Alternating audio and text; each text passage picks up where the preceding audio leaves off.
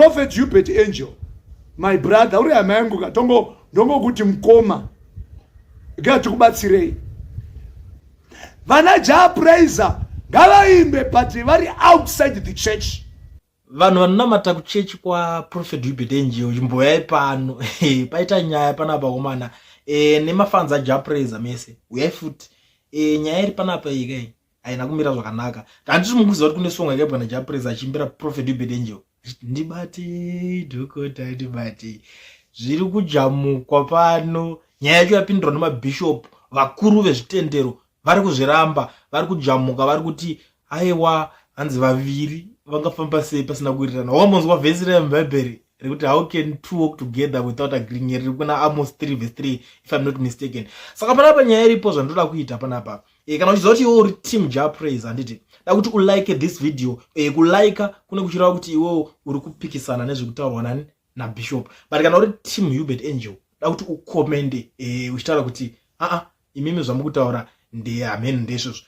Kana uchisimbisa futi Bishop, kana kuti uri kuwirirana nezvekutaurwa naBishop, you know what to do comment section imomo, but everyone is allowed kuti alike. Chimbonzwa nyaya iri panapa guys kutaurwa pari kupisa apa. Haleluya hama dzinodikana. Ndakataura ndikati tanga tiri kuuniversity tikadzoka. Mukudzoka kwedu ndokusangana nedzimwe nyaya dzandinotenda kuti I as the bishop ndinotenderwa neshoko raMwari kutsiura. I as the bishop ndinotenderwa naMwari kugadzirisa panenge pakapotseka. Sei ipapapa pekuti shoko raMwari rinoti vanotenda amufanire kusungwa pajoko rimwe chete nevasingatende.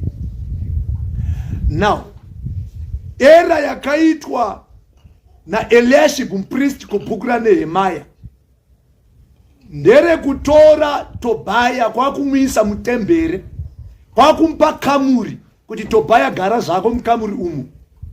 Mukamuri imomo ndo maichengeterwa zvegumi, ndo maichengeterwa waini.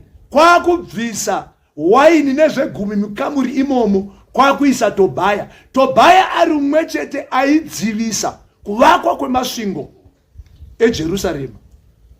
Prophet Hubert Angel, my brother, uri hama yangu ndongo kuti mkoma ngatikubatsirei.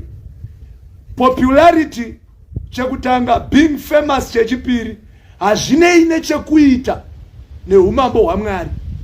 Tinogona kuzivikanwa chigoteverwa nechaunga, chigoita mari nedzimota nezvino, chigopfeka glamour, but yet glamour is not glory.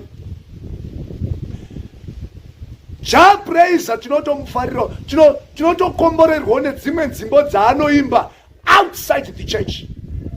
But the moment we bring him in the church, achiimba zvenyika, tatokompromise the gospel.